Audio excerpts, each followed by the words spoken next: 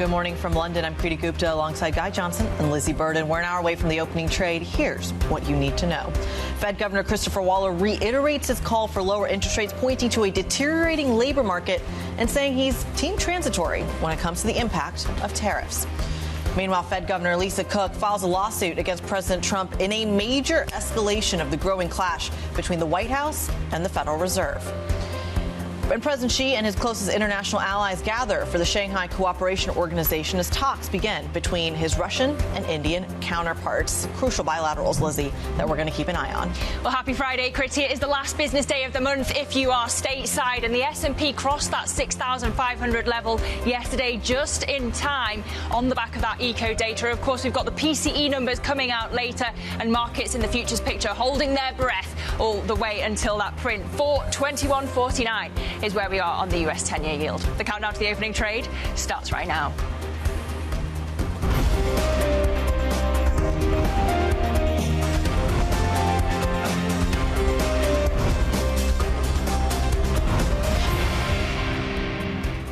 Based on what I know today, I would support a 25 basis point cut at the committee's meeting on September 16th and 17th.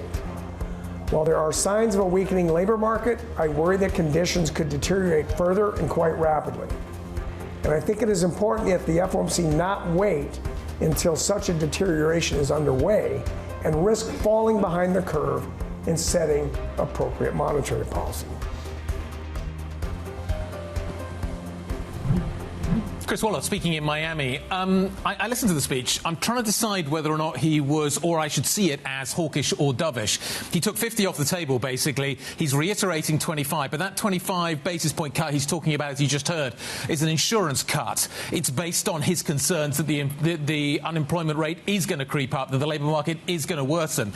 But I look at yesterday's data, and I don't see that. What I see is an economy that is doing quite well in the United States, in fact, has the potential to re-accelerate. So is there a danger that actually a rate cut at this point could further move that pace up and further damage the inflation outlook, which we are going to be talking about today? US PCE is going to be dropping a little bit later on, Lizzie, and we're also going to get EU data as well. I'm less concerned about the EU data. Yeah, I mean, we've got inflation data on both sides of the Atlantic. When you look across the four prints that we're going to get out of the euro area economy this morning, they're all expected to either stay on hold or tick up just slightly, but they're really around or lower than that 2% level of the ECB's target. The big picture is disinflation, because of course you've got the stronger euro, and now we've got the tariff deal. There's the tariff uncertainty, though, continuing, but the risks tilted to the downside. If you look at the minutes from the July meeting that came out yesterday, the broad view is that they should leave rates on hold on September the 11th. The bigger question for these numbers is, if you get a surprise, what does it mean for September? Because economists think that you will see a cut. The market isn't fully pricing any further moves. Well, it's fascinating to see the data on the European front as well, because I feel like the narrative of the last 6 months has really been outperformance in the periphery and weakness in the core. And we have had a couple of rogue data points that have suggested that the opposite may be true, or simply that France may have a pickup in certain parts that we didn't foresee coming. So I wonder how much the core versus periphery dynamic remains. I want to bring it back to the PCE, though, because I think that's really what the market is going to be trading today, right? No surprise. You mentioned Chris Waller as well in terms of this 25 basis point cut. Torsten Slok put out a great piece talking about a footnote in one of his speeches. Yes, footnote number 4 in Chris Waller's speech, which I don't think was part of his actual comments at the speech himself, where he's talking about basically previewing the August data and saying things are dire. He's issuing a warning in the footnote, again, and he calls himself team transitory. He's drawing a line between the ADP data and what is going to be coming out, which is famously so close, number, which is always on the same page. Yeah. So yeah, I do wonder, but this is is the US economy re-accelerating? Yeah. If it's re-accelerating, why on earth do we need rate cuts, aggressive rate cuts at this point? Some people are pricing in hundreds of basis point cuts at this point in an economy that looks like it's re-accelerating. But I think that's the hiccup, and it brings back the conversation we had in 2020, 2021, is what is the lag? If your lag is 18 months, as has historically suggested, then Chris Waller's basically saying start cutting now to address it, which is the same commentary, by the way, we had on the hiking cycle. We had this idea that if you start hiking now, it'll show up and hit inflation. One of the key pieces of the Fed credibility was, were they too late to start, that by the time the lag hit, it had gone too far. one conversation or one way to think about it. The other that we have to think about when it comes to the Federal Reserve is what's going on with Lisa Cook. And I think it's been well established now at this point that Lisa Cook and the concerns around that, she's officially filed a lawsuit. Fed independence is certainly on top of investor minds. That being said, how do you trade this at a time when the steepener, the 230s, has already steepened quite a bit? It's kind of a crowded trade, according to Jordan Rochester. What do you do with it? Well, she's saying that it's a clerical error. Do you get markets trading on every single development legally of this? How long does it last for if her term expires in 2038? Are there going to be others that are targets for Donald Trump if this is, as she says, a concocted effort to control the Fed? And then, how long does it go on for? Is she going to be voting in September? Market pricing would seem to suggest that the belief is that ultimately Trump wins here. I don't know how that happens, but that seems to be the pricing at the moment. We're putting more and more rate cuts on the table. That has been the narrative. You have to assume, therefore, that there is an expectation that the FOMC is going to get more dovish. Now, it's going to get likely more dovish when we see a new Fed chair coming in, but are we going to see interim changes to that? I don't know how long this lasts. I don't know whether you change every kind of hiccup in this legal case. The trend seems to be the market is expecting the Fed to cut. Is the data going to disabuse the market of that idea? Is today's PCE data going to disabuse the market of that idea? Is the payroll data coming up next week going to disabuse the market of this idea? Claims yesterday looked okay. This is not a seriously deteriorating and rapidly deteriorating situation. Well, do we need insurance cuts? Lisa Cook is a dove. And so sure. I think to your point that the market is pricing in this being a done deal and Donald Trump potentially winning out at the very end of this suggests that she's not, like, you don't need her seat as a dove to make that consensus. And I think that's a real sea change from just, say, a month ago. Yeah, I think that the argument has moved on. The development has moved on. This is a cog in the wheel of this overall trade, which is for lower rates in the United States. Is the data going to support that? The data, to my mind, feel increasingly important. They're always important. Data are always important. But it feels like at this kind of critical juncture right now, we're going to watch that very carefully. What else I'm watching very carefully is what is happening out in China. So Xi Jinping is hosting the Shanghai Cooperation Council in Tianjin. But the people there are going to be really important. And you've got this new bloc. It's not that new. But it feels like it's increasingly glued together between China, between Russia, and between India. And you're going to see Modi there, and you're going to see Putin at this meeting as well. They're not necessarily going to have a trilateral, but bilaterals are going to take place. Russia provides the energy. India and China provide the economic strength. And this feels like a sort of serious force that has been created, you could argue, as an unintended consequence of a trade war that Donald Trump has pursued. How tight this becomes remains to be seen, because links between, obviously, India and China are very difficult. Between Russia and China, there are wrinkles there as well. I don't know how far this goes and whether or not actually the strength is paper thin, but this is a serious geopolitical development which comes out of a situation in a trade war that I think hadn't been fully thought through by the United States. Bloomberg Economics put out some great analysis, 5 charts basically comparing the two blocks, NATO versus the Shanghai Cooperation Organization. There's some scary numbers on there, I'm not going to lie. The nuclear stockpile, I think it has been largely assumed that anyone that has the U.S.'s backing ultimately wins out, but you stack together Russia, China, India, they have the advantage in terms of troops, they have the advantage in terms of nuclear stockpile, they have the advantage in terms of weapons inventories. And I have to say, I feel like that's an underpriced risk. Yeah, I mean, if you are making it about the numbers rather than the history of the relationships, if you look at the US pressure on India to stop buying Russian oil, and then you compare the financial benefits of that discount of Russian oil over Saudi oil, for example, over the trade relationship between India and the US, it pales in comparison, right? So is India just naturally going to side with the US here? You talk about the paper-thin ties between India and China. Is it a marriage of convenience because of Trump's pressure? Well, look at where was China when, in the Iran situation? How reliable is China as a security partner? I'm sure that everybody around that table, despite the fact that China's the convener, is going to be asking that China question. also arms Pakistan which India has a small issue with. Who will be present too. Yep. So there's all kinds of internal disputes within this group, but nevertheless it exists now. And the more it exists, the harder it is maybe to crack, and maybe the ties do become deeper. And if the Russian discount on oil continues, there is logic to India's decision to do what it's doing at the moment. The geopolitical tectonic plates certainly shifting. But let's tell you what else we've got coming up on the show today. Naomi Fink, Chief Global Strategist at Nikko Asset Management, will be joining us, followed by Elizabeth Ingleson, Associate Professor at the London School of Economics. Again, we will discuss those geopolitical shifts. Eleanor Taylor-Jolidon, the co-head of global and Swiss equity over at Union Bancaire Privee, much to discuss in terms of these record highs when it comes to stocks. And Isabelle Mateos, Lago, Group Chief Economist at BNP Paribas, will be joining us as well, with those inflation prints in mind on both sides of the pond. What else do you need to know this Friday morning? Let me run you through the rest of the news. Indonesian stocks and the rupiah have fallen sharply today as anti-corruption protests continue in the capital, Jakarta, and across the country. A taxi driver was killed late Thursday after being hit by an armoured vehicle. It's now expected that students will continue demonstrations this evening. The UK, France and Germany have started to reactivate UN sanctions on Iran. The move comes after the country failed to comply with demands to negotiate with the United States and allow nuclear inspectors to resume their work.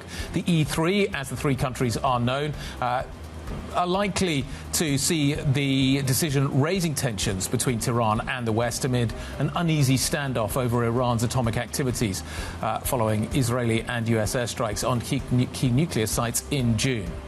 And a US trade provision dating back to the 1930s, which until yesterday allowed for almost 1.4 billion small parcels to enter America each year, came to an end at midnight New York time. The de minimis tariff exemption allowed packages worth up to $800 to enter the US tariff-free, but the Congressional Budget Office estimates the move will now raise more than $23 billion in additional tariff revenue for the government over the next decade.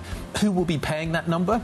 It looks like it's going to be US consumers and small businesses. So let's see how this works. End of an era of cheap shipping. We'll see what the consequences are. Coming up on the program, Francois Bayrou clinging to a slim chance of remaining France's prime minister as parliamentary math leaves only a narrow path to survival. We will bring you the latest and the market implications. Plus, of course, a check on European defense names at the open as Germany and Spain urge breakthrough on the stalled fighter jet program.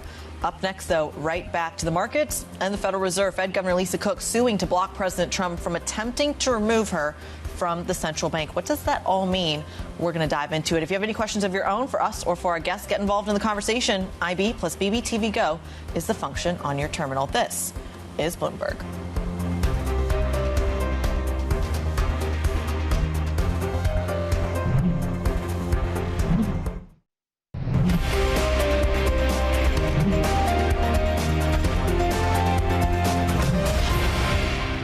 Everybody agrees that central bank independence is critical, monetary policy independence is critical.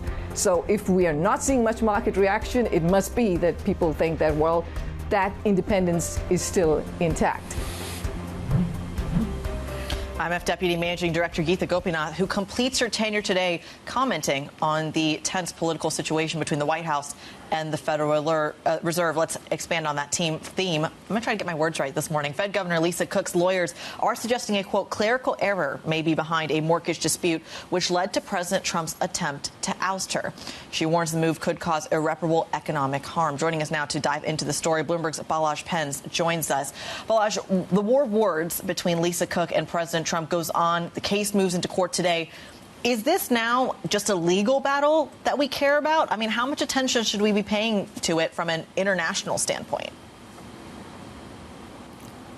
Well, Kriti, certainly the legal battle will be interesting, and it has a chance to affect markets as well as the twists and turns of the case wind itself through the American court system. Clearly, there's an interesting debate going on about what the Fed is going to do next month as well.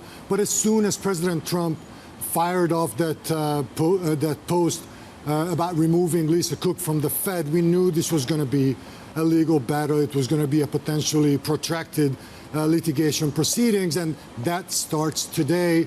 Judge Cobb of the D.C. District Court set 10 a.m. Eastern Time for the start of the first hearing. So that's where the whole process starts, and the process will likely end up at the Supreme Court, or at least that's the broadly accepted assumption about that. Balash, you do wonder whether this clerical error, whatever it was, is going to cast a cloud in any case over the Fed as an institution and Lisa Cook specifically. We've got details now of her defence. Just walk us through them. That's right, and that is part of her defense. Part of her defense is that this case has nothing to do with her, what the lawyer suggests is a clerical error. It has nothing to do with her mortgage applications, and that it has everything to do with Fed independence. And they argue that ultimately it weakens Fed independence and will have an adverse effect on the U.S. economy. So that is part of the case, and that is part of what the courts will have to consider as they talk about the ins and outs of this filing. Balash, thank you very much indeed. Balash Pence joining us on what is happening with Lisa Cook. So the emergency hearing, 10 a.m. Eastern this morning. So that's one story that the market is going to be focused on as we watch how that unfolds and whether or not it is going to lead to a more dovish FOMC. We've also got, a little earlier in the morning, the data coming out of the United States. That's going to be the inflation data that we're going to be watching so carefully, the PCE data. Is that going to signal that actually a more dovish position is required, or is it going to signal actually that maybe inflation is continuing to tick up? We've got European inflation data we need to factor into our thinking as well. Naomi Fink, Chief Global Strategist at Nikko Asset Management, is joining us now. Naomi, we've got an economy in the United States that is doing really well. That's what the data yesterday suggests, and it's an economy that is re-accelerating. We've got the potential for upside on inflation. We've got the potential for downside on employment. Which way are you leaning in terms of how you're thinking about how to invest from here? Is the U.S. economy getting better, or is it getting worse? Is inflation going up, or is it getting better? What's happening with the labour market? Plug these all into your investment decisions for me. Well, we have had quite a lot of dispersed data. So, for example, we saw those downward revisions to payroll data, and the question came up, well, what's the first estimate missing, since they were serial downward revisions? And one of those things, of course, were government jobs, which might be late arriving. On top of that, we had a lot of non-consumption related elements swinging the last 2 quarters of growth around. So it was maybe a lot more difficult to get visibility on the state of the economy than usual. Yeah. And of course, the more recent GDP reading is positive, but I'm not really sure that we're out of the woods in terms of uncertainty. For instance, the labor market may well be deteriorating. We have seen some signals. Similarly, on inflation, inflation has been riding higher than the Federal Reserve would like it, and we do expect inflation to continue gradually easing, but there's no guarantee that it will do so quickly. So, okay. Yeah, I mean, I think there's a lot of robustness still. Precisely, a lot of robustness still. So, what is the case for investing in U.S. stocks right now? Is it that I buy U.S. stocks because I think the Fed's going to cut rates? And then you question why the Fed is cutting rates. Or am I investing in the United States and we hit fresh record highs yesterday on the back of stronger economic growth? Which one of these two am I investing in? Is it Fed rate cuts, or is it economic growth in the United States? So I think in the stock market, it would be the latter. And in fact, I think there's an inherent contradiction in stock and bond markets right now. The stock markets are telling us to expect several quarters of really robust earnings. Meanwhile, the bond market is telling us that the economy is going to worsen so much that it's going to merit serial rate cuts. So it's unlikely to be both. And the argument that expectation of rate cuts is fueling the stock market, well, that's a bit circular. So that's unlikely to be so. It has to be either one or the other. Naomi, it's Kriti in London. I want to dive into the bond market version of events here, to the point that we are now pricing in rate cuts on the front end of the curve, fiscal concerns, Fed independence, and even a potential housing crisis on the back end of the curve. That has created such popularity of the steepener trade. How crowded is that trade right now? So, yes, I mean, it would be hard to dismiss some of those concerns that have come up for the longer end of the bond markets. Meanwhile, though, we've had a massive amount of investment in the U.S., and at some point that's likely to bear fruit. The question from an investment perspective is, well, is it going to bear fruit before the next recession arrives? And that is uncertain. So what I would be doing from an investment standpoint is remaining invested in markets, including in the U.S., but also hedging, because we want to be able to look through the volatility when it arrives. And I think it probably will arrive. I'm not sure whether we're going to see a recession near term or not, but the probability of a recession arriving before a rise in productivity, which is even less predictable than the recession, that's positive. So we want to be able to weather a recession if it comes and benefit from that productivity longer term, looking through the cycle.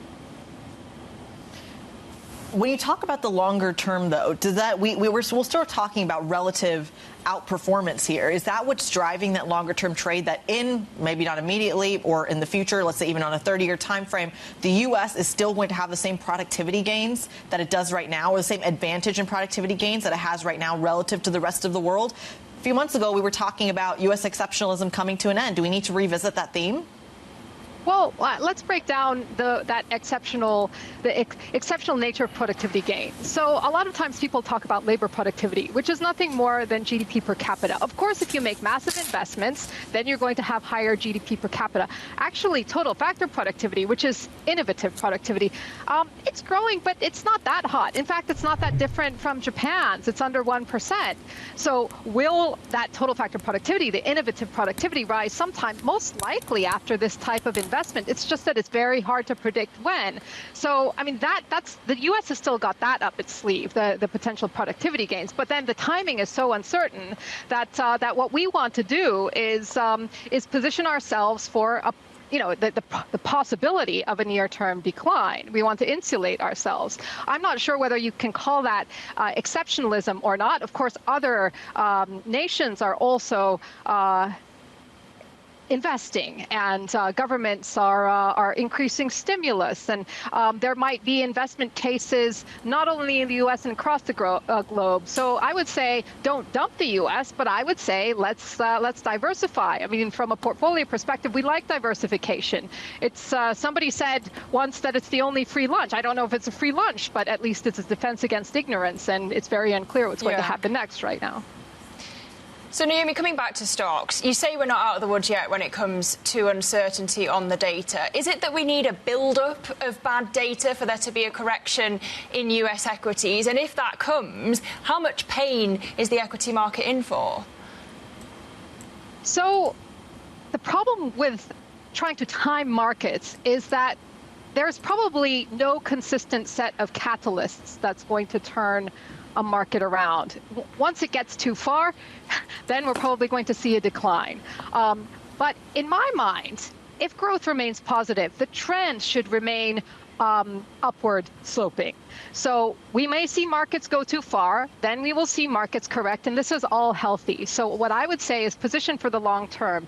If we're looking like markets went too far too fast, then admit the possibility of a decline. I think that when markets don't become two-way and only become one-way, that's when we really start getting worried that there is going to be a huge correction coming. OK. Naomi Fink, Chief Global Strategist at Nikko Asset Management, we thank you so much. As we are looking at US futures pointing 0.1% lower this morning, but still above that 6,500 level.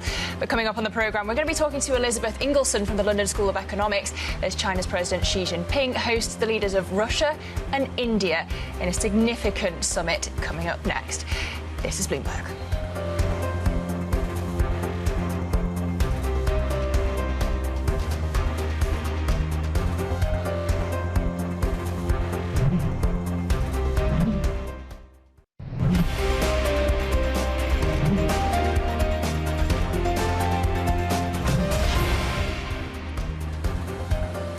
Minutes to the start of the opening trade here in Europe. I have nothing to report that is exciting when it comes to the futures picture right now. Let me give you Exhibit A. We are not doing anything at all in a hurry this morning. It's definitely got that Friday feeling about it. Back end of August, going into a long weekend in the United States. It's the Labor Day holiday coming up. The market looks very becalmed at the start of trading this morning. juicy stuff in the equity market. Let's talk about the bond market as well. Over in the 10-year in the States, we've got 420, so hitting the bottom of its trading range that it's been in really since Liberation Day. Not much action, I have to say, in the European bond market either. That being said, let's see how it all shakes out as we get closer to the open, because, of course, we do have one eye on France, Lizzie. Well, there may be more excitement out of the geopolitics. Chinese President Xi Jinping's closest international allies, including the leaders of Russia and India, will be gathering this weekend for China's biggest diplomatic event of the year. The Shanghai Cooperation Organization Leaders Summit will be followed next week by a military parade in Beijing, with guests including Vladimir Putin and the North Korean leader Kim Jong-un. For more, our chief North Asia correspondent Stephen Engel joins us from the Chinese capital. Morning to you, Steve. Just talk us through what the agenda is here, what everyone's hoping to achieve, and how damaging it could be for the man who's not in the room, President Trump.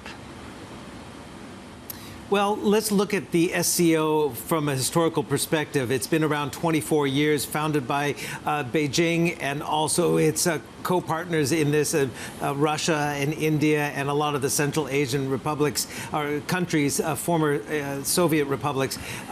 They haven't been very forceful over the years, but this one is likely to shape up to be probably the most important one, certainly the largest. It's 10 member nations plus another 16 nations of observers and partners that range, obviously, those main partners of India, China, Russia, but also Iran, Pakistan, India.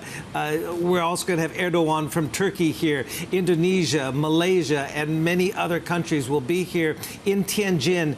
So there's really twofold kind of emphasis here. There's the geopolitical chess match that is going on right now, obviously, and Xi Jinping and Vladimir Putin would clearly love to see the SCO, like the BRICS has gained importance, the SCO as a strategic alliance, have more weight and more forceful joint statement at the end of it, and all on the same page. And that's why India's participation is incredibly important right now, as that rapprochement between Beijing and New Delhi gains some steam against, of course, the anger coming from Washington towards New Delhi because of New Delhi buying more Russian oil. So there's that opening for Beijing to kind of lure India into their good graces and to bridge some of their historical differences. So there's really a lot at stake here.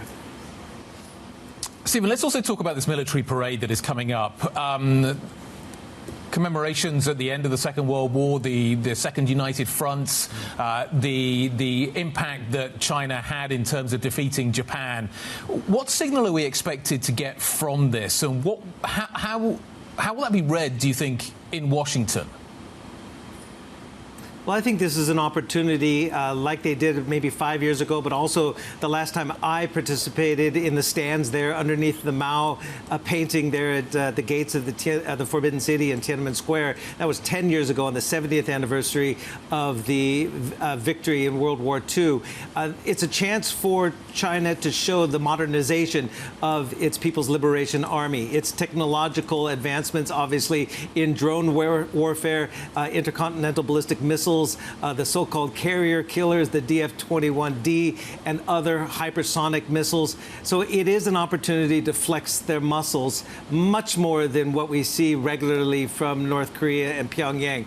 This is a modernized military in China, and obviously an extremely modernized economy in China. And with up there on the podium over that Mao painting, you're going to have Kim Jong-un, you're going to have Xi Jinping, you're going to have Vladimir Putin, and potentially some other world leaders who will be participating. So again, it's symbolism, yes, but it's also an opportunity to see how advanced the Chinese military actually is. All right, Chief North Asia correspondent Stephen Engel walking us through the dynamics to expect at the summit later in Shanghai. We thank you so much. Let's get a little bit more analysis with Elizabeth Ingleson, Associate Professor at the Department of International History at the London School of Economics, and, of course, a regular on this show. Elizabeth, walk us through some of the dynamics that Stephen was just talking about there. I mean, at the end of the day, the takeaway from this for me is that the economics have created a real sense of unity in that part of the world when it comes to creating a united front against Donald Trump. Is that what's at play here, or is this just a culmination of a decade-long effort? I mean, there's certainly, as Stephen was mentioning, this real shift happening at the moment of sort of geopolitical chess, as Stephen put it. And there are definite efforts on the part of Xi, Modi, Putin and others to try and make sense of a lot of the geopolitical mess that has been thrown up in the last multiple years, most particularly because of Trump.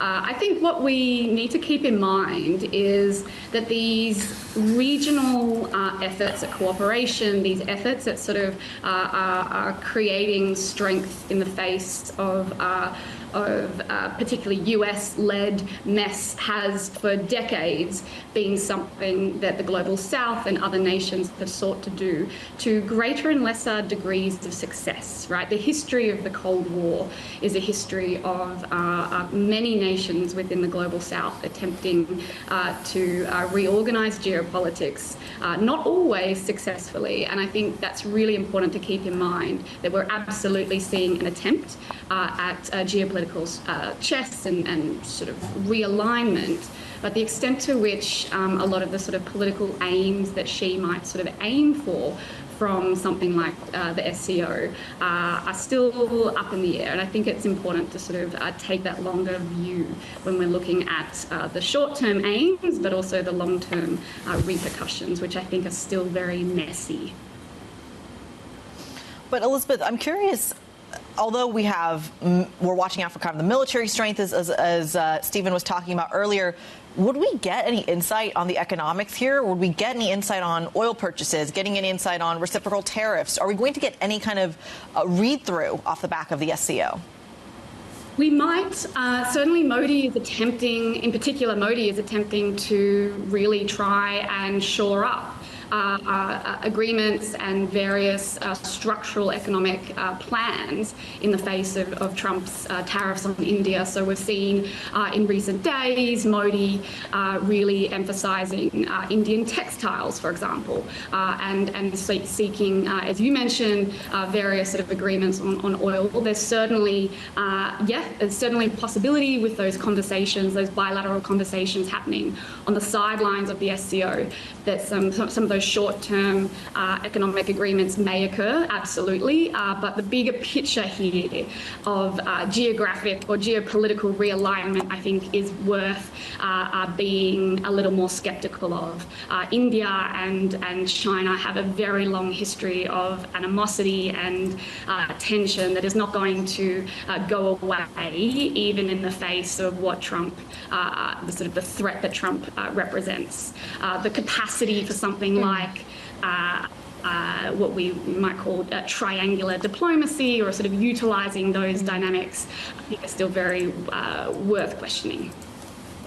Well, Elizabeth, if you break off India and Russia, is it obvious to you that India would choose exports to the US over savings on oil by buying it from Russia over, for example, Saudi Arabia? Honestly, that's an excellent question. That is, I mean, what India will do, I think, is unclear at this point. It's very much a game of readjustment in the face of, and I think also chicken and egg, and sort of who's going to blink first in terms of sort of Modi's response to this. I think at the moment what we're seeing is a lot of politics and a lot of attempt at showing a strength and a capacity to sort of realign economically despite the US. What Modi's doing, what Xi Jinping in particular is doing, what to a different degree Putin is doing, is they're all seeking to flip the narrative to create a sense of their own control, I suppose, in the face of a Trump administration that has thrown so much of what they've relied upon and so much of what has been normalised up into the air. And so what we're seeing, I think, is a real attempt to reclaim... Elizabeth, if we just... It just seems we had a little technical issue with your line there, but I think we've got you back. If we just go back to the SCO's ambitions that Steve was highlighting, yes, China's the convener here, but, I mean, when we think about how reliable China has been as a security partner, is it not that maybe the other attendees of this conference will be questioning the role for China as a geopolitical leader? That's absolutely spot on. And this is why so much of the posturing, not just with the SCO, but also the military parade, for example, the sort of commemoration of China's victory at the end of World War II, a lot of this posturing is seeking to present China as a global leader, as a sort of upholder of the international order. But the substance and reality behind that is very, very different. And so the extent to which there is a real trust in China's role, especially amongst its regional neighbours, is very, very, it's very much in flux, and it depends on the particular issue. So it suits Xi Jinping to be presenting China and himself as a sort of international leader, but the reality and the substance behind that is very, very tenuous. Elizabeth, let me just shift gears a little bit. I just want to talk about the de minimis changes that we're seeing coming into force overnight in the United States. De minimis is gone. The $800 exemption has disappeared. Who is going to pay the bill for this? I mean, in the short term, those paying the bills are consumers, American consumers, particularly low-income consumers, as well as small businesses. And I think it's really important to hold those two groups in mind, as they're both the sort of key constituents that Trump and his administration have so deliberately sought to cultivate. So they're going to be the real losers from removing the de minimis exemptions. But at the same time, they're the same sort of groups that he has so successfully tapped into, at least emotionally. And it really shines, I think, a spotlight on the extent to which Trump has been so successful at creating a narrative of assisting American workers or assisting small businesses, when the practice, in practice, his policies and his actions have been those that support large US corporations, capital at the sort of much larger extreme, rather than the small businesses or the small-scale workers that he purports to support. So this de minimis ending is part of a much larger tension between Trump's policies and his rhetoric. Do you think now that it has gone, others will follow? Others within, like, the global community? Other countries. Other countries. Will Europe do the same thing? Will the UK do the same thing? We'll wait and see. I mean, I think there are sort of political pros and cons to either way. I mean, if other countries were to follow, that would be reinforcing a much larger global shift, right? It would be reinforcing the rupture that Trump himself is seeking to create. I think there is a political power in not following and in saying that we're going to not go down this path of disruption that Trump is seeking to achieve. Because one of the things that Trump that really sort of holds back Trump in terms of sort of the long-term impacts of what he's doing is that he has at least at the moment a democratic limit on how long he will be in power. And sort of the long-term repercussions of these changes do not necessarily have to remain in place. They can be therefore reversed, right? And I think if other nations were to follow, not just in this issue, but on others, it would be playing into Trump's hands in many ways, and it would be reinforcing a structural change that does not necessarily have to last in the way that certainly Trump would want it to. All right. Elizabeth Ingleson, Associate Professor in the Department of International History at the London School of Economics, joining the program this morning. We thank you so much. Coming up, we're going to dive into defense stocks back in spotlight today after Germany's Chancellor said a meeting between Zelensky and Putin is unlikely to materialize. We're going to dive into the sector. Here are other stocks to watch next. This is Bloomberg.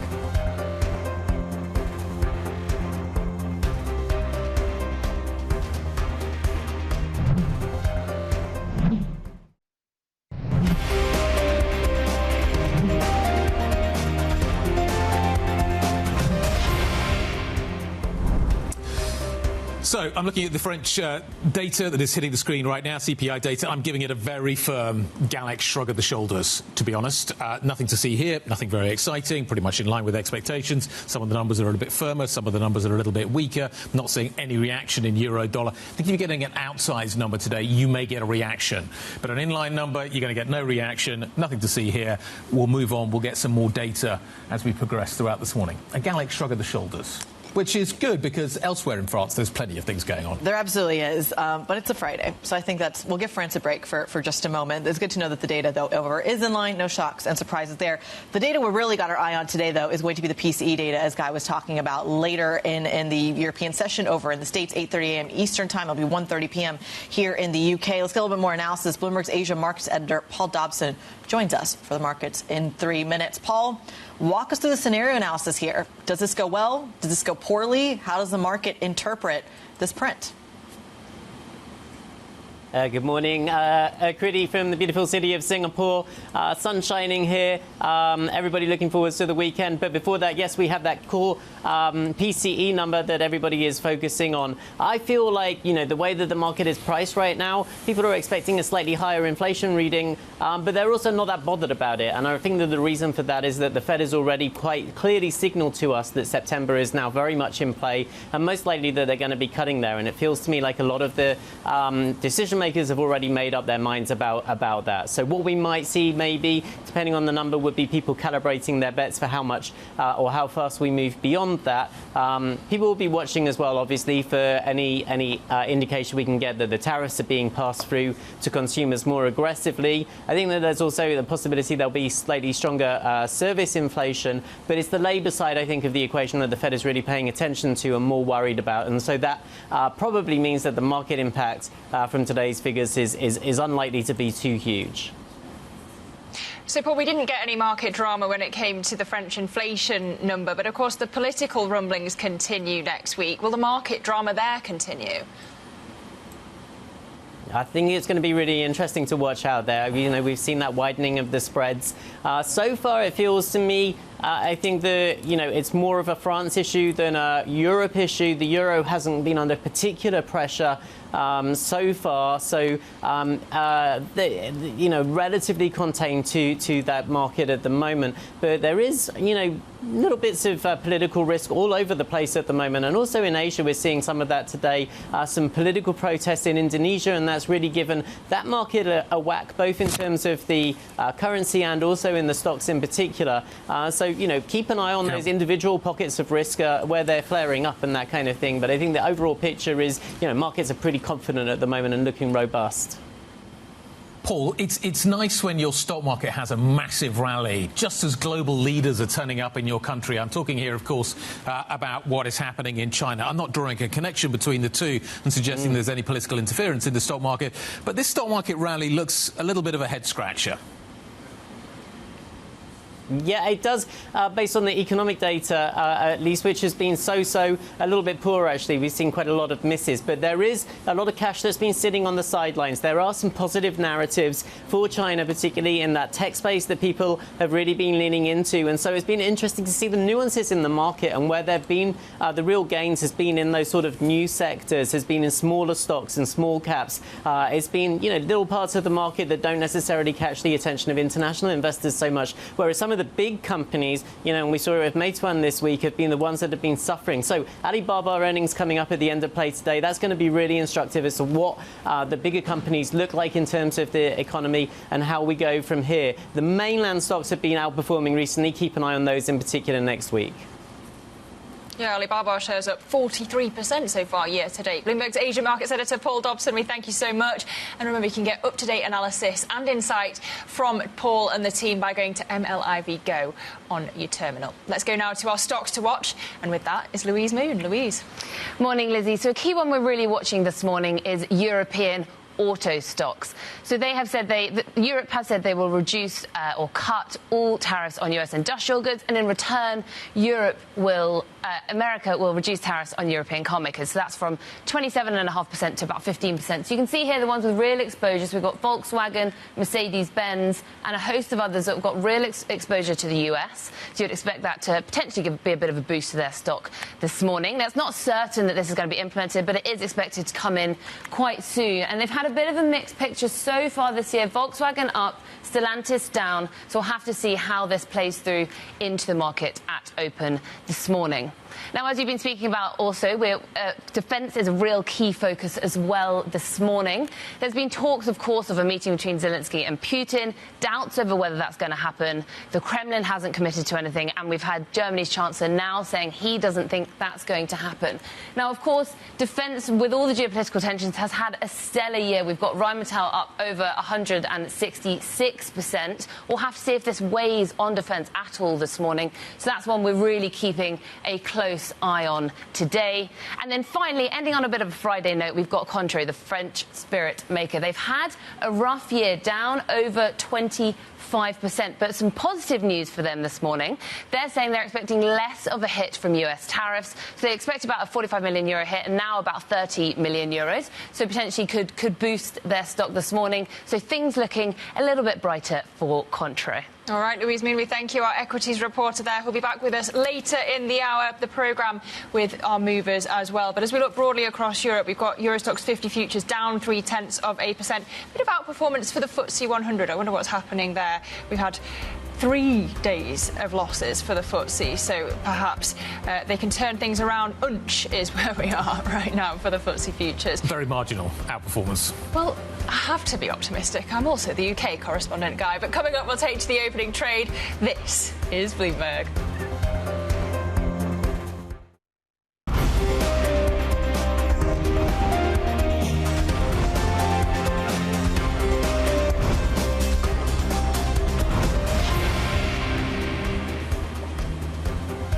Friday morning, long weekend coming up in the United States. Just bear that in mind when you think about what you're going to see on the screens as you work your way through the rest of the session. We do have, obviously, inflation data to factor in. Spanish numbers are breaking right now. We'll get the US data a little bit later on. But yesterday was all about growth rather than inflation. And you can see that in the way that stock markets performed. Europe actually kind of rolled over towards the end of the session, mid-morning into the afternoon. The US took off. The reason for that, fresh record highs, is that we saw some decent GDP data coming out of the States. Growth is looking like it might be re-accelerating. Does this sound like an economy that needs rate cuts? That's the debate at the moment, and we'll maybe see some further evidence on the PCE numbers a little bit later on. Europe, going into that long weekend, Lizzie, looks a little quiet. Yeah, so we've got futures pointing lower in Europe. Not for the FTSE. You've told me not to get too excited about that, but nonetheless, look at this little bit of green on the screen here. You have had the longest losing streak in more than 2 months for the FTSE, so maybe, it's even gone just as I'm speaking. I was going to say it could turn it around, but look, it's a red picture across futures this morning, following as well the mood that's happening in the States. We've got futures pointing lower there as well. But what are you watching in terms of stocks, Kriti? Well, sticking with the UK, we of course have one keen eye on the UK banking sector. Some reporting out of some think tanks coming out this morning saying that there is a potential for a windfall tax by the UK Chancellor of the Exchequer, Rachel Reeves, on commercial lenders to recover some of the profits that they're making on deposits from the BOE. We've also heard about a windfall tax, at least being floated by other reporting in Italian media, so that's showing up in the banking space. Defense stocks very much in focus as well. I believe there's a meeting in Copenhagen today, and Remy Contreau, Guy, talking about a smaller than expected tariff hit. Something for the weekend to think about when you go into the bar. What's happening with Remy. Let's talk a little bit about this market open this Friday morning. Let's talk about what kind of numbers we are going to be watching for. Are we going to see a continuation of weakness in France? Is the FTSE 100, to Lizzie's point, going to deliver some upside surprise? At the moment, the answer appears to be no. The FTSE 100 is absolutely flat as a pancake. We are going into a Stock 600 session that is down by 0.2% of 1%. The IBEX is down by 0.1% of 1%. We'll see how the CAC opens in just a moment. The banking sector could be interesting out of the UK. There's certainly interesting political reporting reporting around what is happening around a windfall tax there.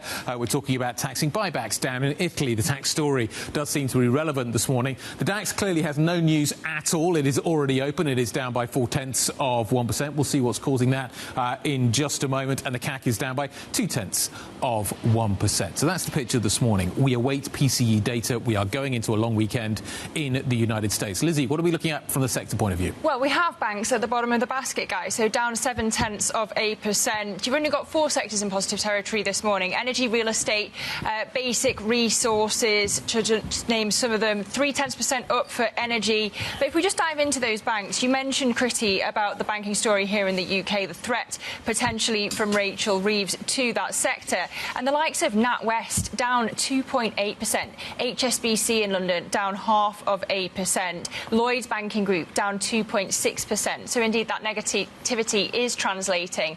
And despite my optimism, the FTSE 100 down 0.1% more broadly. I think it's worth hitting some of these movers as well, because we've had a keen eye on the commodity space this week, and likely going into this weekend as well with the Shanghai Cooperation Summit. Organization, there it is. The summit that is hosted by Xi Jinping as well. But we should keep a keen eye on the oil story, because the idea of, one, sanctions coming from Europe onto Iran, but then also the conversation between China and India likely to affect it. I bring that up because BP this morning is your biggest index contributor, seeing a little bit of a heavy volume this morning, higher by about 1.3%, Guy.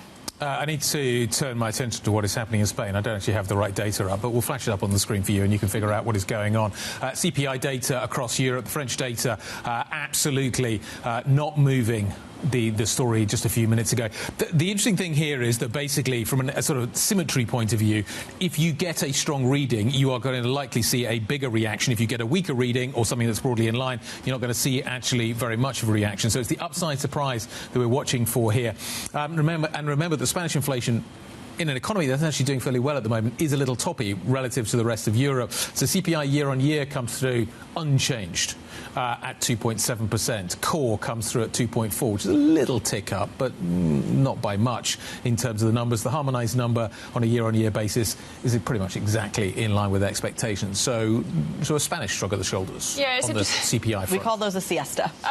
It's interesting to contrast the story, though, between Spain and France, when it's both about energy. So in France, you have the downward pressure when it comes to regulated energy prices, and Spain, that's the biggest source of upward pressure energy.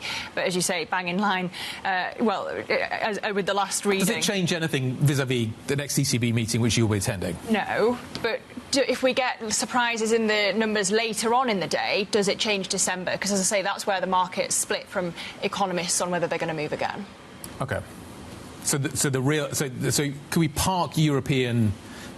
Can we park European rates at this point? I think that appears to be largely where everybody is at the moment. And coming back to this kind of symmetry, I think you would need a fairly big surprise to change the narrative around all of this. Yeah, absolutely. But also, how much of this is baked in? Are you waiting for weaker data for some sort of action, or is that just a presumpted or assumed outcome at the end of the day? Let's get a little bit more market reaction and analysis, I should say. Eleanor Taylor, Jolidon, co-head of Global and Swiss Equity over at Union Bancaire Privee, joins us this morning. I'm definitely sure I butchered the entire pronunciation of that intro, but regardless, Eleanor, we thank you so much for joining us this morning. Walk us through what we should be paying attention to. We've got a lot of data coming in on both sides of the Atlantic today on the inflation prints that we've been talking about with France, with Spain. We also have the PCE data over in the States, plus digesting the data we got later.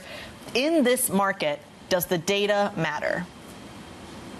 Data always matters for people who are looking quite short term, and actually also obviously matters for people who are looking more long term in terms of where the direction of travel is going to take you.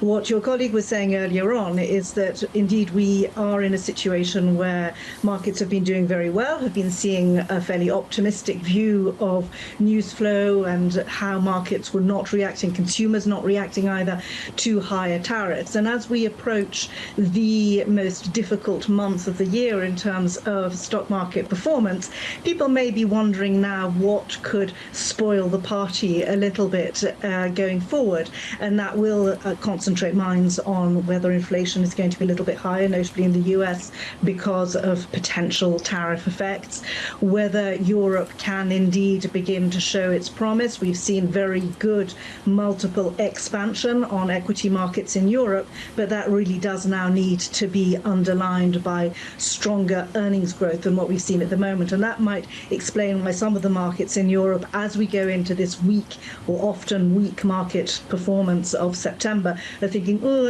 are we going to get what we have been expecting and what we have been buying into so far this year?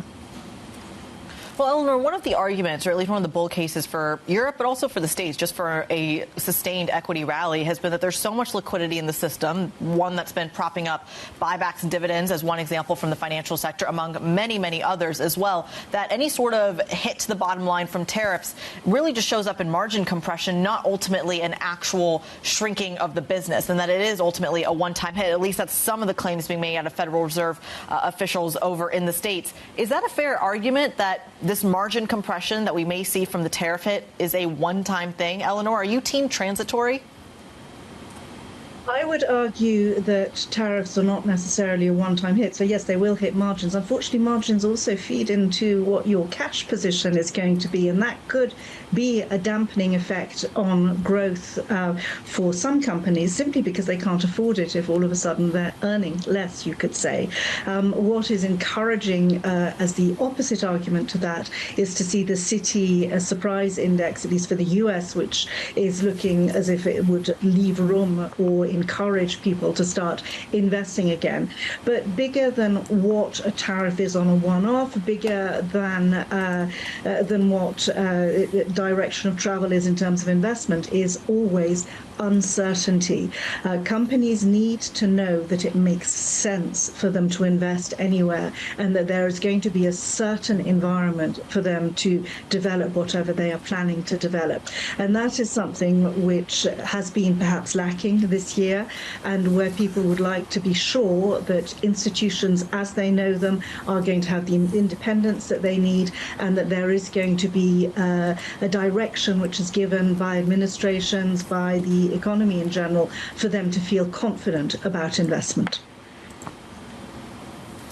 Eleanor, good morning. It's Guy. Are you telling your clients to sell into September? Do you think the seasonality is going to have a big effect this year? I tend to encourage people to stay invested because that is where you are going to be able to generate some alpha on your portfolio. But certainly if you did see weakness in September, and I would actually qualify that, as I say, it is traditionally one of the weakest months in the year. But actually, when you see some of the news flow going into September and some of the expectations, we may have a less weak September than is perhaps statistically, historically the case. So if you do see weakness, I would suggest that there might be opportunities to invest on some of the stocks which may have run slightly away. But I would be a little bit more cautious, actually, for longer-term investors as to what the third quarter results season actually develops and how that develops, because we may see some of the optimism and the guidance of companies who said, OK, first half was a bit weak for obvious reasons. You've seen the news flow too, but we'll be fine. We'll be able to make full guidance. If they change that, that will create some buying opportunities if you're optimistic. But if I look in the United States, the momentum seems to be returning to the economy. GDP data yesterday looks really good. Do you think stocks are up because of expectations for a good economy going forward in the States, or do you think they're up because of expectations for rate cuts? Which one of those two things is it? Because they seem to be slightly contradictory to me. I would argue that they are up because they've also been able to develop, contrary to Europe, decent earnings growth. The performance of the European equity markets is very much multiple expansion. In the US, you've got a mix between earnings growth and some multiple expansion. I don't think the US is cheap at the moment, but that growth is there. It's not as broadly shared across the market as I would feel comfortable for it to be. We've still got quite a narrow part of the market which is driving that growth, and I would feel more confident that we could feel comfortable about growth going forward for the US economy as a whole, and notably for the confidence of the consumer, which is key in the US, if we had a broader base of earnings growth in the US than what we're seeing at the moment. But having said that, as I was saying, Citi Surprise Index is pointing upwards. We've got good GDP growth. I think those matter considerably more at the moment than the interest rate cut expected in September, because expectations for that cut are very much in the market. I would think that the Fed could probably act more on doing just one cut this year, should the economy prove to be very strong, should we see indeed inflation remaining a little bit sticky as the year continues, rather than seeing them revise what they've baked in almost, I would say, in terms of a cut in September. Eleanor, if I could go back to the other macro event of the week, NVIDIA. Morning, it's Lizzie here.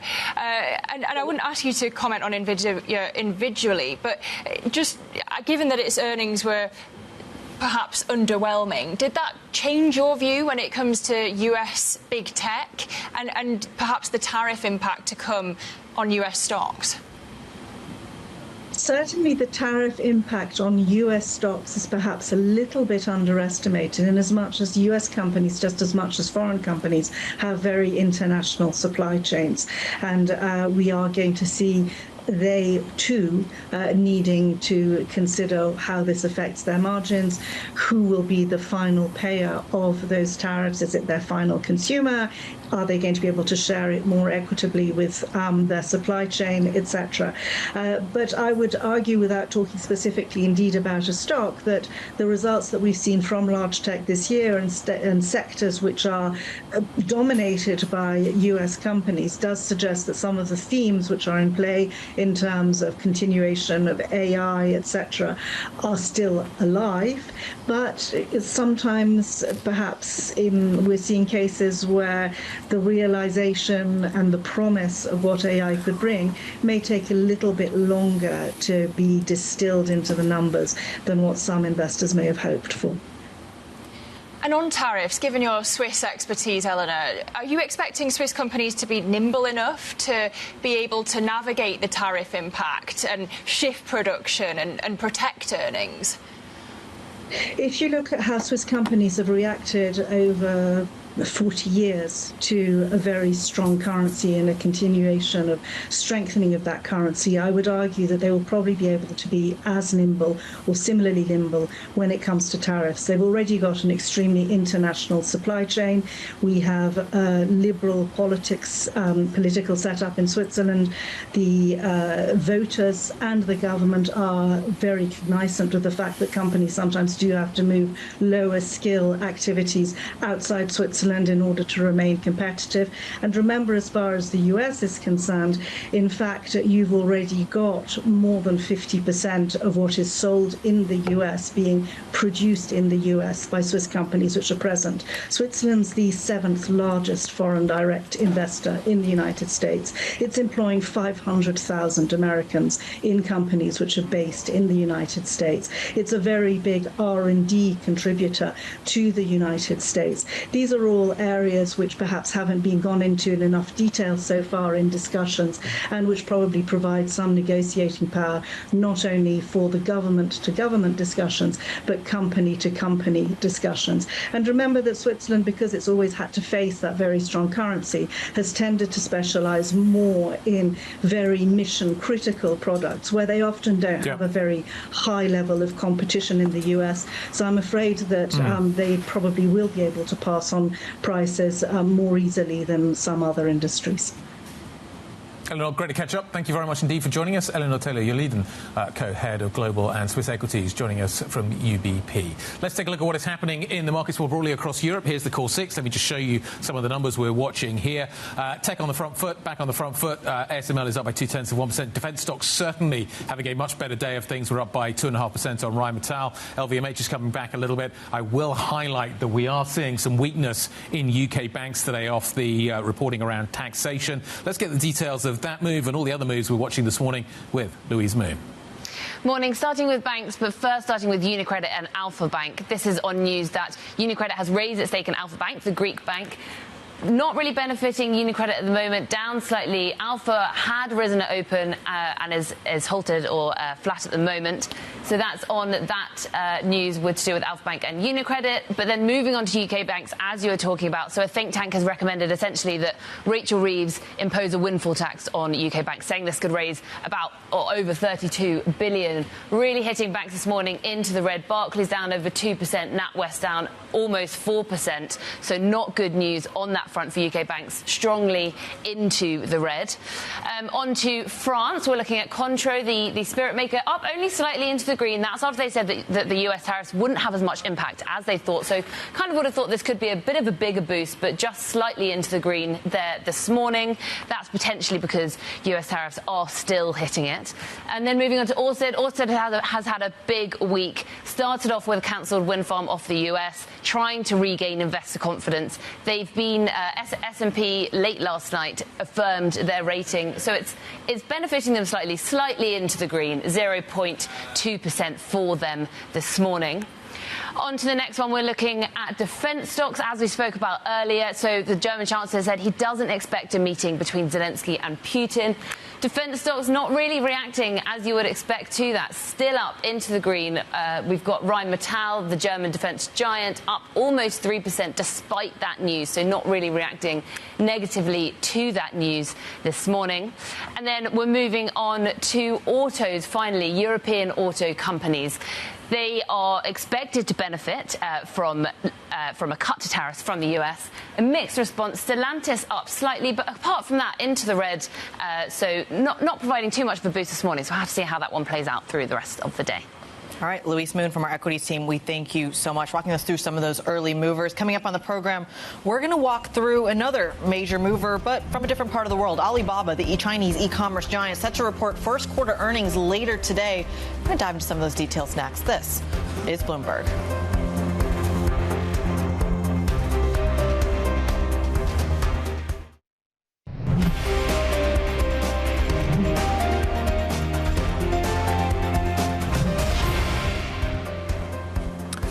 Friday morning, good morning, 20 minutes into the equity market session, and as you can see, we have a little bit of red on the screen. London is down, despite Lizzie's protestations that we should be seeing a bounce this morning. I joke. We are seeing banks in London taking a beating on the back of a think tank report relating to tax raising by the Chancellor. But elsewhere, actually, it's a fairly quiet session. I just want to flag that we are going into a long weekend in the United States, which will have a meaningful impact in terms of volumes, I suspect, later on today. I suspect a lot of people in the US probably are going to take this afternoon at a fairly leisurely pace. I certainly would. We are almost at the weekend, though, out in Asia, but there are a few things that need to still be done. One of the factors that we need to bear in mind is that we still need to have Baba numbers come out, which is coming annoyingly late on a Friday afternoon. Shares in the Chinese e-commerce giant are trading slightly higher in Hong Kong ahead of those Q1 earnings. Analysts have slashed their share price targets after an intense price war in China's food delivery sector, which has hit the country's e-commerce companies. For more, Robert Lee is still with us, senior analyst at Bloomberg Intelligence, and joins us from Hong Kong. What should we be expecting? What are you looking out for in Baba's numbers? OK, I think there's one area to focus on, and that's the margin. Because obviously, during the course of this week, we saw numbers from Meituan, a pretty disastrous set of numbers, as their margins were significant. The margins, food delivery, Meituan is a food delivery business which dominates the China market. Alibaba and JD.com have been moving in aggressively to what is already a low-margin business, and they've been successfully taking share. So I guess we'll see the evidence of that in Alibaba numbers in terms of top-line improvement, perhaps, but at what cost to the margin? So I think the risk is that Alibaba possibly comes below expectations on margins. Also, within the greater China context on e-commerce, there's a lot of subsidies at the moment. The government is doing everything in its power to support consumption in the broader economy. But again, at what cost to the margins? Someone has to fund those subsidies. And then finally, on the cloud business, obviously, this is increasingly seen as a key AI play in this part of the world. But for those who remember, it actually missed margins on cloud last quarter. I think there's a risk again that the margin could come below expectations. It's not a question of demand on cloud for all the obvious reasons, but it's a hyper-competitive market. So there's a common theme here, which we see in other subsectors of the China tech sector, whether it's solar or EVs. It's the competition in this part of the world is rampant. It's cutthroat. So there's a real risk on margins going into this print. Rob, staying on AI, the Chinese chip firm Cambricon has been warning investors over its surging stock price. It's dived the last time I saw it by 9%. What's underpinning that? Okay, again, just a bit of context for Asia. A lot of Asian markets are retail-driven. There's a very high participation of retail investors. That tends to lead to very whippy markets, a lot of volatility. And again, for those of you with a longer memory, going back pre-financial crisis, you know, the valuations in China were quite something. So I think, obviously, there is a lot of national pride. There's obviously a lot of the AI companies in this part of the world are making very strong progress technologically. This ties into the H20 headlines you've seen over recent weeks with the Chinese government apparently encouraging the AI firms to buy locally. And the two main beneficiaries of that are Cambricon and also Huawei. So no wonder retail investors have piled into it. But, you know, even based on the company's release, I think things have probably gone a bit too far. In terms of market cap, that is the largest market cap stock in the China market at the moment, even outstripping Moutai. All right, Rob Lee from Bloomberg Intelligence walking us through those dynamics. We thank you so much. You go from the tech sector in China to the car sector right here in Europe. Despite Europe's new car market seeing its biggest jump in 15 months, Mercedes-Benz's technology officer, Markus Schäfer, is pushing the U.S. and the EU to finalize a trade deal. Now, the reason for the urgency is the hefty 27.5% tariff that European automakers still face when exporting vehicles to the United States. Let's talk to Bloomberg's global automotive editor, Craig Trudell. Craig, just walk us through these comments. Yeah, they're pretty straightforward, and it's a matter of you know, headline positivity just in the last few weeks with bringing this 27.5% tariff down. Actually getting that has been complicated, and how we get there is still very much remains to be seen, right? The U.S. bringing its tariff rate down is contingent upon the EU bringing forward legislation. We don't necessarily actually have to see that legislation pass, but you have to wonder, you know, whether or not that is still sort of a sword hanging over the heads of companies like Mercedes and industries like the car sector. And there's really sort of strange details here too, in that the EU and U.S. alluded to this idea of recognizing one another's safety standards. That's been an issue for as long as I've been covering the car industry, where you know, you do have already safety advocates coming out and saying, wait a second, we don't want F-150s on the streets of Milan or London. You know, this doesn't make any sense. They won't fit. No, they definitely won't fit. Certainly into the parking spaces. This week's been a bit of an odd one for me. European car makers want to keep engines, ICE engines, rather than motors. At the same time, we're seeing data suggesting that actually we're starting to see a pickup in EV. Just balance that out for me. Yeah, it is really interesting because we have, for the most part, seen, you know, pretty consistent challenges with getting that take-up going, right? Yesterday's numbers were actually really positive, and it's been consistent. We've seen battery electric vehicle sales and plug-in hybrid sales really strong this year, and it's been no sort of, you know, ups and downs. It's been very steady. I think we also need more and faster growth still to get to where we need to be in 2035. So that's where we have the difference here.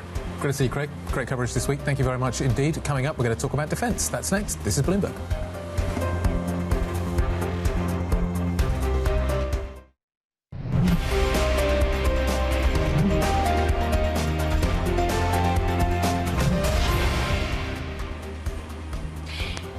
This is the opening trade. We're 30 minutes into today's session, and as you can see, it's red across the screen here in Europe. We have the stock 600 down 0.2%. It's a similar energy over in the States, although, of course, it is the last business day before the Labour Day holiday on Monday, so it's going to be a shorter week next week. But futures pointing lower there as well.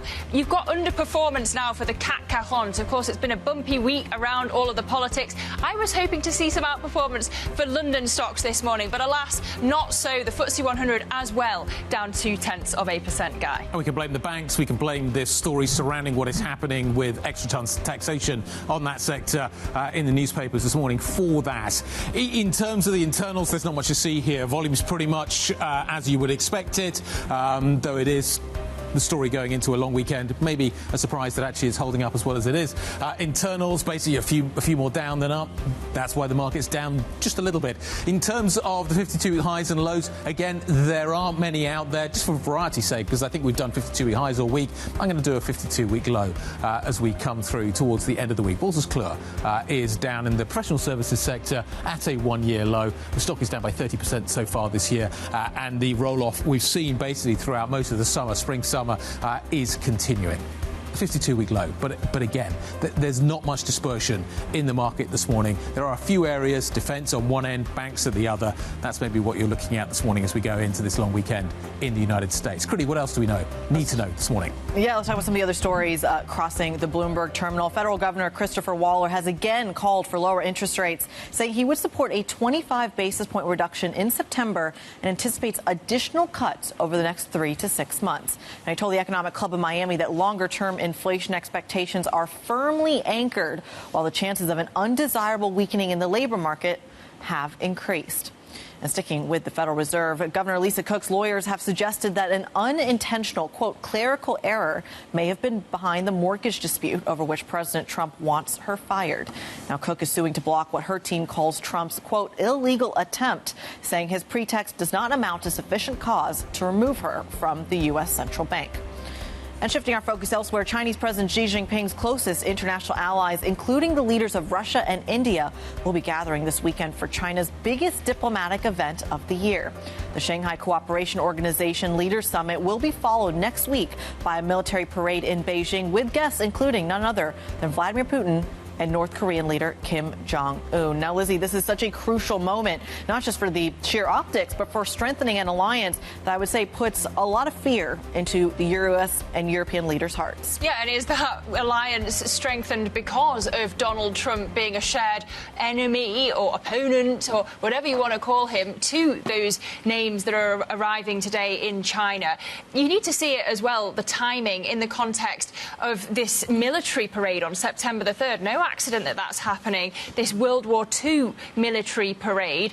China wanting to present itself as the founding leader of the post-World War II liberal international order. It's a point that Elizabeth Ingleson was making earlier. Yeah, and it had a major part to play in that war against Japan, and that, obviously, that historical context is important to the Chinese. Obviously, the internal politics of China at the time was slightly different, but we'll park that one. They ignore that. For the moment. Let's talk a little bit about what is happening in terms of the broader defence story. What is interesting in the market this morning is it's bank stocks on one end. UK banks in particular are sharply to the downside and adding the points on the downside, but on the upside, actually, you're seeing a fairly significant bounce back in some of the German defence names. So you've got Renk, Hensoldt, Rheinmetall, all of these names tracking higher. The German Chancellor, Friedrich Merz, saying as well overnight that a meeting between Ukrainian President Volodymyr Zelensky and the Russia's Vladimir Putin is unlikely to happen, even though, of course, that is something that had been touted by the US President, President Trump. Russia, as we now know, overnight unleashing a new wave of drone and missile strikes on Kyiv, killing at least 20 people. The attack comes in defiance, of course, of US calls for an end to the fighting. Critically, we've seen UK infrastructure and EU infrastructure in Kyiv being hit. Maybe this is the reason why we are seeing some of these defence names being pushed a little higher this morning. Our global defence editor, Jerry Doyle, joining us around the table. It seems logical to me this morning that you've got a situation that is deteriorating once again in Ukraine. We do seem to be seeing an escalation in a conflict that is already fairly hot at the moment and has got... It's going to be interesting to see how it develops over the next few weeks. We're seeing European kit being hit. It does seem as if there's maybe renewed interest from the Europeans in providing support to the Ukrainians. Is that why maybe we're seeing the reaction we're seeing so strongly in defence names this morning? That could be part of it. If there were security guarantees, if that was part of a peace process that now seems to be deeply in doubt with all the attacks in recent days, then there would be movement and purchases from those European defense companies. If there's not a peace agreement, if there's not security guarantees, if the war continues the way it is, there's still going to be those orders. Sorry, just before Kriti jumps in, which one of those two things, on balance, provides more support to the European defence companies in terms of the orders they are likely to receive? I think it's difficult to say. If the war escalates and if the European countries get more deeply involved than they already are, then it could certainly lead to a ramp up in industrial activity. Well, speaking of a ramp-up, I believe Rheinmetall has just recently opened its new factory in operation. Talk to us just about that kind of capacity ramp-up, if you can. I mean, we've been talking about this in the market with this fiscal spend for so long. It feels like we're finally seeing that actual ramp-up take place. Yeah, I think a lot of it had been sort of happening quietly over the last 2-3 years, an expansion of industrial capacity, things that aren't necessarily making big headlines, small arms, ammunition, bullets, and things like that. This Rheinmetall factory is the largest artillery ammunition plant in Europe, perhaps even the world at the moment. So that's a big deal for them, and it shows this investment in industrial capacity on the defense side. And if you're in the defense industry, what are you watching most for when it comes to the Modi-Xi Putin summit that's coming this weekend? Well, I think it's less in terms of the military hardware. China and India aren't going to provide that kind of material support for Russia. I think where you're going to see more impact is on the energy side. Obviously, India has gotten in some recent hot water with the President of the United States about their purchases of Russian oil, and that Russian oil is really the main thing that's keeping the Russian economy ticking along right now, as it's on a war footing. But even that's causing problems for them because they budgeted for a much higher price for oil this year, about $70 a barrel, and it's much lower than that at the moment. So that's putting strain on their war machine. How much capacity does Europe now have to meet the war needs of Ukraine? What caught my eye this morning was Denmark, Norway and the Netherlands potentially buying 3,350 ERAM. These are standoff cruise missiles, but they're buying them from the United States in order to feed them in to Ukraine. That signals to me that Europe still doesn't, even with the success of MBDA and all the kind of missile production we have here, that we still don't have the capacity to do what we need to support Ukraine from a purely European point of view. Well, some of it is a matter of capability and some of it is a matter of capacity. I think the ERAM is a good example of capacity. These were missiles developed last year by the United States, sort of using parts that were found under the couch cushions, right? These aren't. These are low cost. Yes, lower cost. Exactly. So these were sort of assembled in an ad hoc or expedient way as a means of providing Ukraine with a large number of standoff weapons in a short amount of time. And so what's happening is these European countries are buying them from the United States and transferring them to Ukraine. It's basically the same as if Ukraine had bought them themselves, although that particular mechanism has become more fraught lately. OK, Jerry, lovely to have you. Thanks for spending time with us just before the weekend. Our global defence editor, Jerry Doyle. And on Monday, speaking of the European perspective, our Brussels newsletter is going to get a fresh look with our bureau chief, Suzanne Lynch, at the helm. Do sign up to that at bloomberg.com/newsletters. I'm just keeping an eye on these markets. And as I say, we've got the Stock 600 down 0.25%, the FTSE down 0.2%. And it's being dragged down, as you say, Guy, by the banks. And it comes back to this story, this recommendation from the IPPR, this left-leaning think tank, that Labour, the government, could raise billions by imposing a windfall tax on banks' profits from deposits held at the BOE. And I feel that this is holding purchase mainly because, this is a left-leaning think tank that has the ear of the government, and the government is desperate for ways to raise money, basically, ahead of that autumn budget. Again, another tax being talked about. Like last week or earlier on in the week, it was talk about property taxes and wealth taxes. Kites are being flown all over the place trying to figure out exactly where we could get some traction, and it does seem as if no rock is being left unturned, no stone is being left unturned when it comes to the idea for looking for money. Where can we find some money here?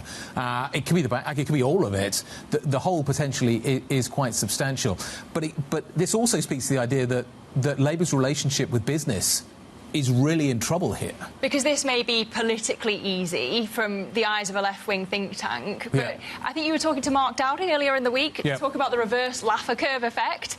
You could drive business away by doing this, and they had that prawn cocktail and smoked salmon offensive with business when it was in the campaign, but if they bring in a tax like this, does Labour really look like the party of business anymore? Well, not even just look. I mean, the Laffer curve literally suggests if you have a higher tax rate, the revenue does not come in.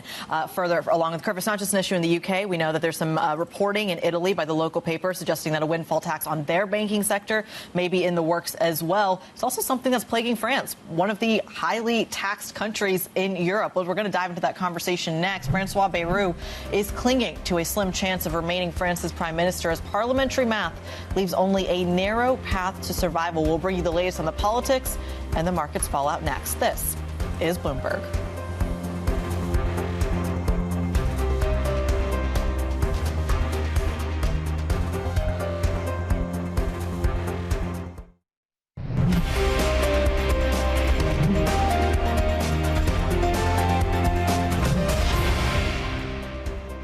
For the moment, what we have is a deadlock. It's a bit of a short story in France. I don't think markets would get overly stressed about France being at 100 basis points. Political risk really thrust into kind of France in the spotlight. It's nothing that we are not used to. Compared to Germany, which seems to be a bit below the spread of 2024, but to swap, we are above this level. We have a playbook.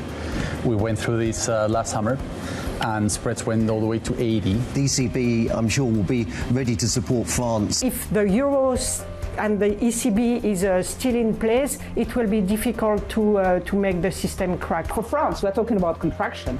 Full year earnings expectation in CAC current is minus 10%. You don't buy cheap sectors, cheap countries, cheap regions where earnings are falling. The market is already prepared to, a new government, even a new snap election. What we need is a majority, at least. Reaction from some of our markets guests on the show this week. Coming in, of course, as France grapples with fresh political turmoil, with Prime Minister François Bayrou facing a make-or-break confidence vote. I'm already having a little bit of deja vu. With the parliamentary math stacked against him, Bayrou is left with only the slimmest chance of survival in his battle to keep his job. For more now, we're joined by Bloomberg's Julian Pontus out of France. Julian, just walk us through some of the math here. Walk us through where we stand today. There's very, very, very little chance for François Bayrou to survive this vote. If you look at betting websites, it's over 90% that he will fail. So what you see in the market pricing at the moment is like Bayrou losing his vote on September the 8th. What happens after that is another question, but that's where we stand now. Across market, the dust is a bit settling, so we're seeing a few trends. The spread with Germany has now stabilized. The market reaction on stocks was quite harsh the first 2 days. The CAC 40 lost over like 3%, but it has stabilized now. Some investors are seeing, that the political risk as it is today is correctly reflected in the prices and in the valuation. So at the moment, I would say that investors do feel confident that at the moment it reflects the situation. That is, Bayrou losing his job on September the 8th.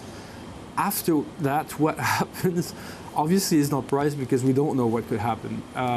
Macron could just name another, prime minister from the center-right, center-left, or he could decide to go for snap elections, or like the extreme scenario, people are talking about it, it's unlikely, I must stress, but that Macron would resign to end the political deadlock. Again, that's not something we are expecting at the moment, but an option of snap elections can't be ruled out. It's fascinating to watch French bonds underperforming Greek bonds, just like for those of us with long memories, that is something that is a little surprising. Julian Pontus, thank you very much indeed. Another busy week potentially coming up in France. Investor focus is moving towards the Fed's preferred price gauge PCE index data, which is due out a little bit later on today. It's forecast to reveal that maybe US inflation quickened in July. It comes, of course, as the Fed governor, Christopher Waller, who's running to replace Chair Jay Powell, once again called for a rate cut next month. What I know today, I would support a 25 basis point cut at the committee's meeting on September 16th and 17th. While there are signs of a weakening labor market, I worry that conditions could deteriorate further and quite rapidly. And I think it is important that the FOMC not wait until such a deterioration is underway and risk falling behind the curve in setting appropriate monetary policy. So we want to talk about the picture in France. We want to talk about what is happening stateside. Let's do all of that with Isabelle Mateos, Lago, Group Chief Economist at BNP Paribas, who joins us now. Good morning. Thanks for the time. Let's start off in the United States, only because I think people will be focusing on that data a little bit later on today. I looked at the GDP numbers yesterday and saw an economy in the United States that has the potential to re-accelerate. Yet at the same time, I'm listening to Chris Waller talking about the need for rate cuts. It seems odd to me that we've got a strong economy and calls for rate cuts. The claims data yesterday was okay as well. Is the labour market really weakening enough to upend this economy, and we need rate cuts at some point soon? So, look, in a way, this whole discussion has become a little bit academic because the chairman of the Fed has pretty much told us what they were going to do on September 17. And the reasons for that is that the balance of risk has shifted, and the labor market has clearly been slowing down. It's been slowing down for a variety of reasons, but the Fed is concerned that, and Chris Waller repeated this analysis just yesterday. They're concerned that we could see a sudden weakening of the labor market. Now, as you pointed out, the signs in the broader economy are, in fact, that it is reaccelerating. And in fact, we are anticipating that in the employment report to be published on September 5, we will see a reacceleration of payrolls. Nevertheless, I think at this stage, it would take a phenomenally positive upward surprise for the Fed to not deliver that fine-tuning rate cut on September 17. OK, so the Fed has pre-committed to a rate cut that the economy may not need. Is that how I should read what you just said? No, I don't think you should say the economy may not need it. If they perceive a shift in the balance of risk, which makes sense, and also let's remember this labor market is structurally changing. We know that both supply and demand are falling at the same time. We know that the break-even rate in terms of payroll creations is falling, has fallen already by our estimate. It is now between 50 and 75,000 per month to just break even, which is much lower than it was a year ago. So the Fed needs to navigate through this uncertainty, and in that context, making a fine-tuning 25 bips adjustment makes sense. I don't think you can say this economy definitely doesn't need it, but it is clear that inflation is accelerating, and they need to keep a close eye on that. And I think that's why they will, at the same time as cutting, signal prudence on the path ahead and not pre-commit beyond the September rate cut. Isabelle, it's Kriti in London. A good chunk of this data that we're watching, both the CPI, the PPI, and the PCE numbers, is dependent on housing, on shelter data. Several times this week, Donald Trump has talked about bringing the price or bringing the cost of housing down. Critics of that argument are saying that cutting rates on the front end of the curve as the back end steepens does not accomplish that goal. Can you just walk us through the dynamics of the long end of the curve and how that reads into housing when we're still talking about fiscal debt concerns, Fed independence, and ultimately duration risk? Well, I think you've said it all. And in fact, this is exactly what happened after the 50 basis point rate cut that the Fed did last September. In fact, we saw long-term rates go up in such a way that it more than offset that rate cut. Is this necessarily going to happen this time around? Well, again, so far, the 10-year has been very well behaved. One could say surprisingly so at the longer, but we're seeing a return of term premium at the longer end of the yield curve, and that is definitely something to keep in mind. If the market and economic agents generally believe the Fed is cutting too much, is cutting more than the economy needs, and is concerned about inflation getting out of control, we will see the longer end steepen, rise, and that will not contribute to lower mortgages. That's 100% to be expected. 100%. Let me put the counter argument to that on the case you've just made here, which is that and I think this is a case that's being made at the White House right now, which is that even if you do see a steepening in the long end of the curve, if by the end of the year you put in 2-3 rate cuts, that the entire curve moves down. So on balance, then, by year end, the rates come down even on the long end of the curve and even with the steepening that you're seeing. Is there merit to that argument? Well, you can definitely think of scenarios where that would happen. If you see the economy going into a recession and it needs a lot of Fed cuts in a hurry, you will see the long end go down as well. I think that's another scenario where that is internally consistent. However, at this stage, the data that we're getting on GDP, on various parts of activity, the reacceleration of investment, the PMIs looking up, there is no sign that this economy is on the edge of a recession. And against that, we're seeing inflationary pressures coming through. Now, if you do too many rate cuts in that environment, the market is going to price in higher inflation risk, and the long end is going to go higher. But of course, you can come up with scenarios where you can do more rate cuts at the short end and not get extra inflation. But these would be scenarios of very weak activity. This may not be a happy scenario, even for the White House. Isabelle, what about rate cuts here in Europe? Is the ECB going to cut again? We've had no surprises, really, when it came to the inflation data so far this morning. What's the bar for the ECB to cut again? So the ECB, a bit like the Fed, has pretty much told us what they're going to do at their meeting in 2 weeks, which is, in their case, to do nothing. And so that makes the inflation data coming in today a bit less interesting. I think, so for the September meeting, you've had even some of the traditionally most dovish governing council members say they don't see a need for a cut. So one shouldn't expect a cut in September. It's a bit more of an open question for December and the end of the year.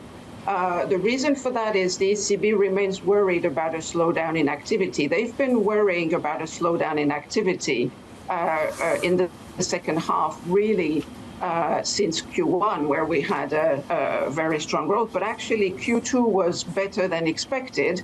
And all the indicators we saw for the summer, the July PMIs, indicated quite a lot of positive momentum. So I think right now the ECB, frankly, is happy with where inflation is, and they're looking at the growth picture a lot more. They're expecting a slowdown. If the slowdown comes, then they might cut in December, but we're not seeing it right now. Isabelle, great to catch up. Thank you very much indeed for joining us as we head into the weekend. Isabelle, Mateos, Lago joining us from BNP Paribas. Weekend starts now. I think there's some decent racing in the Netherlands. In the Sand Dunes, we've got the Women's Rugby World Cup continuing. There's some great tennis coming up as well. It's a busy weekend coming up. And you've got the fantastic Bloomberg Weekend newsletter to read if you fancy that as well. Enjoy the long weekend if you're an American disposition. We will see you back here on Monday. The opening trade is done. The Pulse is up next. This is Bloomberg.